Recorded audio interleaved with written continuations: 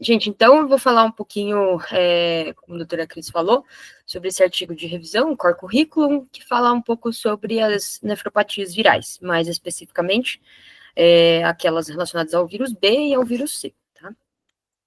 Então, inicialmente, começando com um panorama geral, ele traz para a gente que há em torno aí de 1,5 milhão de novas infecções por vírus C e também por HIV no ano no mundo, né? Então, ao redor de 300 milhões de pessoas hoje vivem com hepatite pelo vírus B, uma estimativa global aí. E esses vírus, eles estão associados tanto à doença renal crônica quanto à injúria renal aguda por diversos motivos. A gente vai falar um pouquinho ao longo dessa discussão. A doença renal associada à infecção viral, ela inclui manifestações clínicas específicas, positividade em testes sorológicos, identificação de viremia e até a detecção do antígeno viral ou do anticorpo na histologia renal. Tá? E além, né, da própria replicação viral, o que a gente sabe também é que algumas das drogas que são utilizadas para o tratamento dessas doenças, elas também podem ser nefrotóxicas. Então, os mecanismos de injúria renal, eles são variados. Então, aqui, só para, de forma resumida em tabela, né, colocar quais são as nefropatias virais mais comuns e prevalentes, né, então, aquelas associadas ao vírus B, em torno de 3 a 5% de pessoas vivendo com infecção crônica pelo vírus B vão apresentar manifestações renais, e depois a gente vai falar mais à frente quais são as manifestações mais comuns, né, mas a gente já sabe, né, a membranosa é uma das características, formas de apresentação mais comuns associadas ao vírus B. Já em relação ao vírus C, né, 1% das pessoas com infecção crônica vão ter doença glomerular associada ao vírus C, ou uma apresentação como vasculite, e a mais comum é a glomerulonefrite membranoproliferativa. No vírus do HIV, em torno de 6 a 30% de pessoas vivendo com HIV vão ter alguma manifestação, como proteinúria, por exemplo, relacionada ao vírus em si, e aí a gente não vai falar hoje sobre HIV, mas a forma mais frequente é a Jéssica-Lopsante, e, né, mais recentemente aí a nefropatia associada ao SARS-CoV, né, que foi aí na época da pandemia, com diversos mecanismos de injúria também, e alguns outros vírus que também a gente não vai falar hoje. Vocês estão me ouvindo? Tá tudo certo? Sim, tudo certo. Beleza. Então, qual é a patogênese dessas, da lesão, da injúria renal, né? A lesão renal, ela pode acontecer por mecanismos diretos ou indiretos de lesão. A lesão direta, ela ocorre por invasão glomerular, mesangial e tubular, levando ali ao dano direto. Tá? Já a lesão indireta, ela vai ocorrer pela formação de complexos imunes que vão desencadear aí uma inflamação local, tá? Também pode ocorrer pela inflamação do parênquima do endotélio, secundárias à resposta imune inata à infecção viral crônica, e isso vai desencadear o lançamento de quimiocinas, citocinas e toda uma resposta inflamatória local. E também outro mecanismo de lesão indireta é a injúria tubular por comprometimento hemodinâmico, ou rabdomiólise, ou injúria renal no contexto, por exemplo, associado à falência hepática causada pela infecção aguda por esses vírus. Tá? Então, aqui uma tabela também de forma resumida, né, os mecanismos de injúria direta, né, como a injúria direta no podócito, na célula tubular ou na célula endotelial, e aí temos alguns vírus, né, como exemplos, o HIV, o BK vírus, que a gente vê mais no contexto de transplante, né, e os mecanismos de injúria indireta, então, principalmente deposição de imunocomplexos, que acontece na hepatite B e na hepatite C, a inflamação do parênquima, por exemplo, no vírus relacionado ao HIV, a injúria celular endotelial por inflamação pela resposta ao vírus, que acontece também no HIV e no SARS-CoV, e a injúria tubular secundária em um contexto outro, né, de desidratação, falência hepática, rabdomiólise, que também pode acontecer, por exemplo, associada ao vírus da dengue, ao SARS-CoV, ao febre amarela e uma outra infinidade de vírus aí, tá? Então, falando um pouquinho sobre o vírus da hepatite B, tá? Ele é um vírus de fita dupla de DNA, ele é um vírus envelopado e pode causar infecções agudas ou crônicas, tá? A maior incidência de novas infecções, ela está em adultos não vacinados em idade de 30 a 59 anos. Até um terço desses pacientes com infecção pelo vírus B estão também co-infectados com o vírus C e até 10% desses pacientes co-infectados com HIV. Então, os mecanismos de lesão, né, eles podem ser múltiplos, né, por múltiplas infecções também. As manifestações renais associadas ao vírus B, elas são indiretas e relacionadas à resposta imune à infecção viral, mas você também pode encontrar o DNA viral nas células do parênquima. Então, você também pode ter mecanismos aí de ação, né, direta. A nefropatia associada ao vírus B, ela tem um amplo espectro de apresentações. Então, o paciente pode apresentar, né, uma membranosa, uma membrana proliferativa, uma IgA, uma GESP, uma poliarterite nodosa ou até uma vasculite crioglobulinêmica, mas a vasculite crioglobulinêmica a gente vai falar mais à frente, ela é mais comum associada ao vírus C. Na hepatite B, a forma predominante que a gente tem é a membranosa, tá? E como é que acontece, né? Qual que é a patogenia da membranosa associada ao vírus B? Ela acontece secundária à formação de complexos imunes in situ. Então, o AGHBE, ele cruza a membrana basal pela sua carga, né, e ele se deposita no espaço subepitelial. E lá ele se liga à imunoglobulina filtrada, que vai ser um trigger para ativação do complemento no espaço urinário. Na membranosa associada ao vírus B, ao contrário da membranosa primária, você pode ter um consumo aí de C3 e de C4. Em alguns casos de membranosa associada ao vírus B, pode haver uma positividade concomitante para o anti-PLA2R. E aí, né, fica a dúvida se isso é uma membranosa primária no contexto de viramia pelo vírus B, ou se isso é uma membranosa secundária como consequência da exposição dos epítopos dos podócitos que serviram como trigger para a infecção. De qualquer forma, os casos em que isso acontece têm um prognóstico mais favorável após o início da terapia antiviral. Já a membrana proliferativa e a IgA associadas ao vírus B, elas podem se apresentar com graus variados de hematúria, proteinúria e disfunção renal. Apesar da terapia antiviral e até imunossupressão, em alguns casos, mais de 50% dos pacientes com a apresentação de membrana proliferativa vão progredir para uma doença renal crônica em estadio terminal. E como que funciona a patogênese da membrana proliferativa? Ela acontece pela deposição de complexos imunes circulantes e a formação de complexos imunes in situ no espaço subepitelial. Já a apresentação como IgA associada ao vírus B, ela não tem um mecanismo patogênico totalmente compreendido.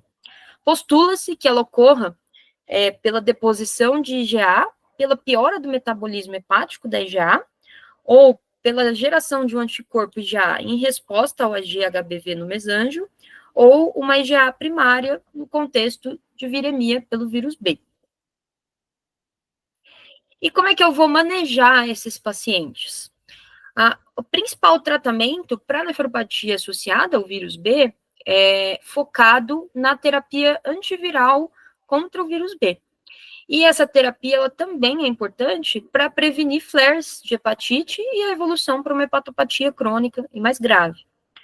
Hoje em dia existem múltiplas opções terapêuticas que vão incluir os inibidores de transcriptase reversa de nucleosídeo e nucleotídeo e interferon hoje bem menos usado. Os análogos de nucleotídeo, como a lamivudina, a telbivudina e o entecavir, eles vão resultar numa resposta viral sustentada em até 85% dos pacientes. E a terapia antiviral direta, ela tem altas taxas de clearance do AGHBE e altas taxas de remissão da proteinúria também. Na IgA, associada ao vírus B, que é uma forma bem menos comum de apresentação da nefropatia associada ao vírus B, a sugestão de lamivudina associada a corticoide tem maior benefício nesses pacientes. E o tratamento do vírus B, ele tem alguns desafios. O primeiro é a resistência à terapia, que pode acontecer, e o fato de haver uma integração do genoma viral ao genoma do hospedeiro. Então, o vírus pode ficar lá quieto, se replicando, e isso ser um tratamento mais desafiador. A terapia imunossupressora, além da terapia antiviral, não é recomendada de forma geral. Lembrar que a ciclofosfamida e o rituximab, eles podem acelerar a replicação viral em pacientes não tratados, ou então podem reativar um HBV dormente. Em pacientes com anti-PLA2R e HBV replicante, a recomendação é tratar o vírus B antes de considerar a terapia com imunossupressores. Nos pacientes que se apresentam com a glomerulonefrite membrana proliferativa ou a PAN, que é a poliarterite nodosa, que seria uma outra forma de apresentação, que tem manifestações severas, a terapia imunossupressora com ou sem plasmaférese pode ser considerada em conjunto com a terapia antiviral. A plasmaférese, ela pode ser considerada quando você tem uma apresentação de uma vasculite crioglobulinêmica sistêmica.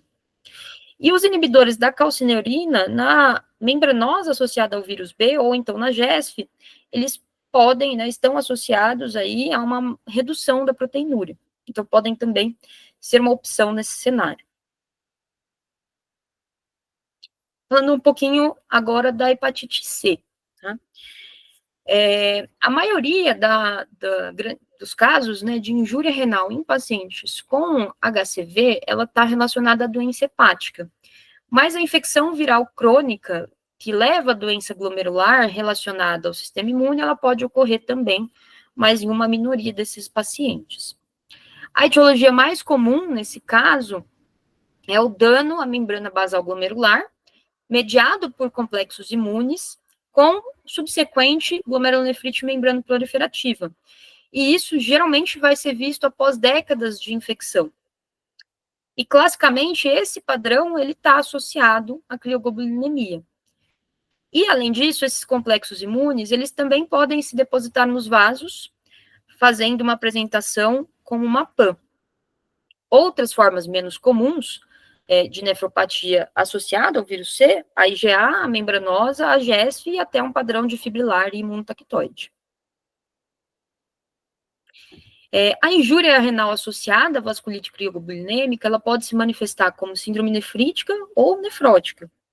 O vírus C, ele tem, além da predileção pelos hepatócitos, ele também é linfotrófico, e ele pode se ligar diretamente às células B.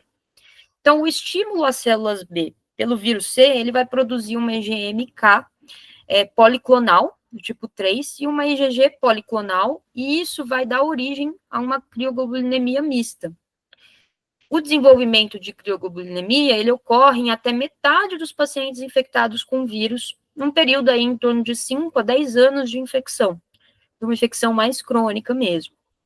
E, ao longo dos anos adicionais, uma pequena proporção desses pacientes vai começar a formar as crioglobulinas tipo 2, que são compostas por uma mistura da IgM monoclonal com atividade do fator reumatoide e IgG policlonal. Quando isso acontece, esse fragmento IgG-MK, mais o componente IgG, mais proteínas, partes de proteínas do vírus C, formam um complexo que se deposita no espaço subendotelial. A infecção crônica pelo vírus C, ela leva à deposição de complexos imunes e à ativação do complemento, que resulta em espessamento e divisão da membrana basal glomerular, com deposição de IgG, IgM e C3, e até oclusão intraluminal. Em caso onde você tem a precipitação das crioglobulinas, a microscopia eletrônica, ela pode revelar microtúbulos curvos nos depósitos subendoteliais e um padrão aí de fingerprint, de impressão digital. E os pacientes com clioglobulinemia mista, eles podem também ter manifestações extra-renais, como púrpura, úlceras cutâneas, neuropatia periférica e artralgias. Em relação ao tratamento, o tratamento, ele se baseia principalmente, assim como na hepatite B, na nefropatia associada ao vírus B, aos antivirais de ação direta. E eles têm como alvo proteínas importantes para a replicação do vírus C. Pacientes HCV positivos que não foram tratados, virgens de tratamento, e que têm características de glomerulonefrite relacionada ao vírus, eles podem ser tratados sem biópsia. Mas, se o paciente apresentar uma progressão mais rápida da disfunção renal, mesmo em vigência da terapia antiviral direta, ou se há dúvida do diagnóstico, então a biópsia deve ser considerada. Mas, se o paciente apresentar uma vasculite aguda e severa, aí sim pode haver necessidade de imunossupressão em adição aos antivirais de ação direta. Nesses casos, né, a ciclofosfamida tem sido usada em pacientes com uma apresentação como rapidamente progressiva, com ou sem vasculite, mas mais atualmente, regimes baseados no rituximab têm sido fortemente favorecidos em pacientes com apresentação de clioglobulinemia mista.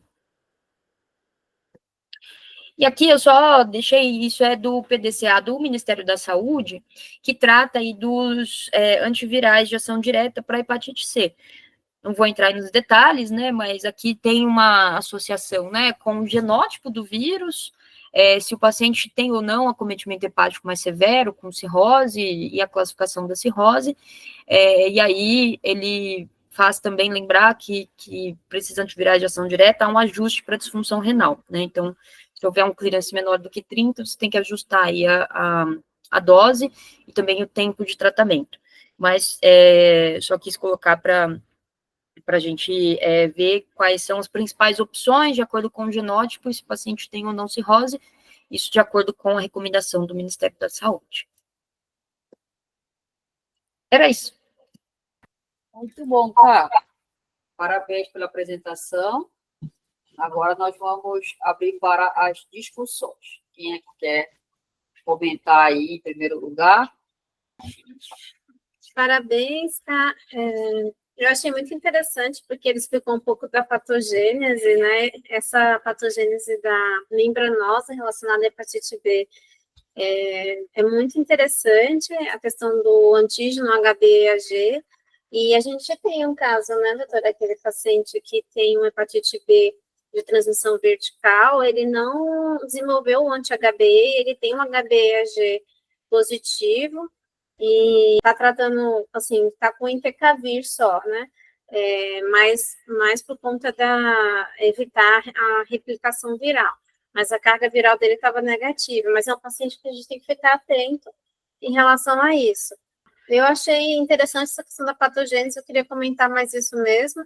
Essa do ajuste dos antivirais para a função renal, esses renais que ele coloca, você sabe se tem algum clearance ou é dialítico isso?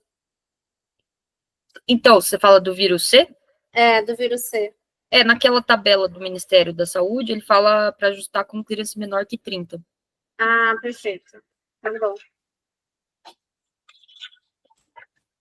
Legal. Vai fazer só 2 comentários, um sobre o antipla, né, positivo, numa membranose com vírus B. Eu lembro de um trabalho japonês que mostrou realmente, o trabalho era assim, antipla positivos e membranoses secundárias, e o que era mais positivo os mais positivos era a hepatite B, tinha outros que era hepatite B. Aí deixa essa dúvida, se na verdade, no fundo, é uma primária e que é uma coincidência entre vírus B, mas na medicina a gente sempre tende a casar, né? Então, aí fica o alerta que, assim, se eu tenho um antipla positivo, eu tenho diagnóstico de membranosa. Mas é bom pedir sorologias, fazer toda uma investigação, né? Não é só pegar o antipla positivo, pronto, não vou fazer investigação nenhuma. Então, vale ressaltar, né, que precisa fazer as sorologias, tudo direitinho, né? Até porque se você decide fazer uma imunossupressão, em casos mais graves, como você comentou, é bom que você saiba que ele tem vírus e que você precisa fazer o tratamento antirretroviral, né? Então, esse é o primeiro comentário. E o segundo é que o CADIGO de 2019, não, mentira, de 2012, o tratamento da glomerulopatia pelo vírus C, ele tinha uma tabelinha bem bonitinha lá. E agora, tanto o CADIGO quanto o currículo põe só uns textos ali, e eles falam, ó, se tiver uma rapidamente progressiva ou uma CRIO, imunossuprime. Aí sugere ciclofosfamida, mais predileção rituximab, né? Mas a gente sabe que o rituximab não é a nossa realidade, então, em casos realmente graves, rapidamente progressiva, de CRIO, com manifestações, né? A gente faz, sim, ciclofosfamida igual o lúpus, e na caso da CRIO, faz plasmaferese. Mas, em 2012, existiam casos leves de membrana proliferativa para o vírus C, que ele mandava você, por exemplo, só proteinúria hematura. Ele mandava você tratar o vírus C. Porém, quando você zerasse a carga viral e essa hematura e proteinúria não melhorasse, ele sugeria que você desse imunossupressão. Então, eu acho que em 2012, o CADIGO está um pouco melhor, assim, mais fácil de entender, melhor explicado do que o CADIGO atual. Né? Então, eu só faço, assim, uma certa crítica, né? Vamos dizer assim. Né? Então, eu acho que não ficou muito prático esse CADIGO atual, assim, sabe? Eu acho que o CADIGO anterior era mais prático, de 2012, tá? E não mudou nada, na verdade, de um para o outro. É a mesma coisa, então, quando eu dou aula, eu prefiro pegar o quadrinho de 2012 para pôr, que eu acho mais didático. Na prática, é o que a gente faria. Na prática é o que a gente faz, né? Eu não sei se teve nesse período também uma evolução dos antivirais diretos, né? Porque antes ele fala alguma coisa sobre o regime baseado no interferon, né? Que era o que tinha. É que eu não sei exatamente a época, né? Porque esse documento do Ministério da Saúde que falando sobre os antivirais diretos para o vírus C é de 2019, né? Então, pelo que eu entendi, o regime baseado em interferon era um regime que era pior, né? Então, não sei se por isso também tinha uma relação com a não resolução, né, da nefropatia associada ao vírus, não sei também. Se tem alguma relação com isso. Está certa de ter uma esperança que esses remédios são tão bons que você, ao zerar a carga viral, você pararia todo o processo. Que na prática a gente sabe que não é verdade, né? Principalmente se é um processo crônico. Então a gente vê isso, vírus C, esquistossomose, você ativa as vias imunológicas que por mais que você zere a coisa, fica ali. Aí você tem que dar uma imunossupressão. Então, existia sempre essa... Agora, óbvio, se você faz um mutirão e diagnostica todo mundo precocemente e trata o vírus, perfeito, não vai acontecer nada. Mas aquele cara que chega, já tem o vírus há um tempão e não sabia, chega com manifestação renal, assim, na minha opinião, a gente espera, né, se a gente tiver uma forma leve, a gente espera tratar o vírus, mas muitas vezes ele não vai responder, vai precisar de imunossupressão. Né? Na prática, um pouquinho isso aí.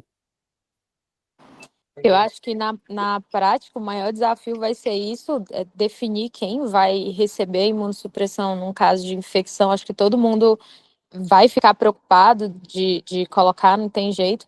Agora, eu lembro também que na CRIO, que tem bastante associada ao vírus C, e também pode acontecer no B, que vai ser uma das indicações, acho que mais clássicas, de que realmente você vai ter que imunossuprimir, apesar do vírus, de sempre, no mínimo, entrar com o antiviral junto. Não dá para colocar a imunossupressão na frente do tratamento do vírus. Tem que tratar o vírus e aí depois, a depender da gravidade do caso, a imunossupressão entrar em seguida. Mas, obrigatoriamente, não às vezes a gente vê ali o quadro super grave, indo para diálise, muito rápido, aquela vasculite ali, a gente fica ansioso pela imunossupressão, mas lembrar de colocar o vírus na frente. Em especial o vírus B. O vírus B realmente ele é terrível, ele replica muito rápido.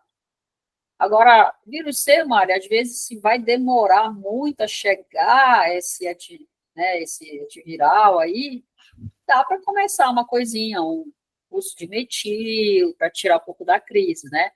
Se demorar a chegar. Agora, o vírus B, realmente, eu também morro de medo. Então, eu realmente começo. Aí, o vírus B está mais fácil, o TKV é mais fácil de você começar tudo junto, né? Mas vírus B, realmente, eu me preocupo muito com a replicação viral. Vou comentar. Legal, doutora. Mais alguém quer comentar alguma coisa? Vai fazer a parte dos outros vírus? Isso, vamos quinta-feira que vem terminar aí uma outra pessoa que tiver escalado HIV e o Covid, ok? Acho que a próxima sou eu. Então pronto, Mário, já está definida. Valeu, gente. Falou, tchau, tchau. Tchau, tchau. Parabéns, Karina. Tchau, tchau. Tchau, tchau. Parabéns, Karina. Obrigada.